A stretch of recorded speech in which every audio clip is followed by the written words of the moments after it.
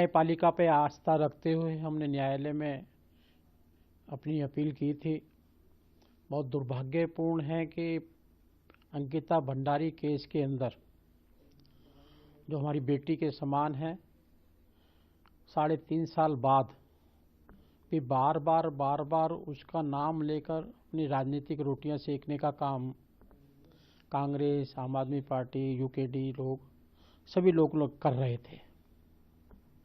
हमारा 50 वर्ष का राजनीतिक सामाजिक जीवन के अंदर हमने अपने नैतिक मूल्यों को कायम रखते हुए समर्पण भाव से पार्टी की मर्यादाओं, उनके मार्गदर्शन के अंदर हम लगातार सेवा भाव से कार्य करते रहे। लेकिन 3.5 साल न्यायपालिका भी और सभी लोग सबसे कहते रहे कि आप दस्तावेज पेश करो कि कौन है वीआईपीज का आप मनगढ़ंत नाम ले रहे हैं। लेकिन इन राजनीतिक दलों के द्वारा अब हमारी मान हानि की गई, हमारे सम्मान को तोड़ा गया, इसने हमारे दिल पर बहुत ठेस पहुंचाई है। और बार बार अंकिता भंडारी केस, वीआईपी, जब इनका प्रदेश में कुछ काम नहीं होता, मन नहीं जीत पाते, तो ये फिल इन दी ब्लैंक्स में कभी किसी का नाम भर देते हैं, कभी किसी का नाम भर देते हैं, कभी किसी का नाम भर देते हैं। और हमारा नाम आज इन्होंने डालकर जिस प्रकार से प्रचार प्रसार किया गया है, मैं कोर्ट में गया हूँ, कोर्ट ने उसको स्वीकार कर लिया है, इनको आधे नोटिस जारी कर दिया गया है। और मुझे लगता है कि जो हमारे गुरु है रविदास जी, इनका मन चंगा कटौती में गंगा। अगर मन साफ है तो आपको घबराने की जरूरत नहीं है।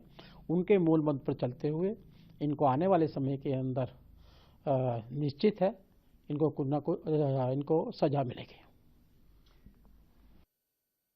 जैसा आपका कहना है और आप लगातार इस बात को कह भी रहे हैं कि आप लोग को राजनीतिक साजिश के तहत क्या ही फंसाया गया है, राजनीतिक साजिश के तहत आपके नाम का इस्तेमाल किया जा रहा है।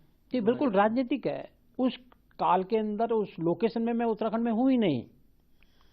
मैं उसके दूसरे दिन 17 तारीख को मैं प्रधानमंत्री के जन्मदिन के कार्यक्रम में दिल्ली में था। दूसरे दिन भी मैं आदरणीय होम मिनिस्टर के साथ में सुबह एक कार्यक्रम में मैंने पार्टिसिपेट किया। दूसरे दिन मैं उड़ीसा चला गया हूँ।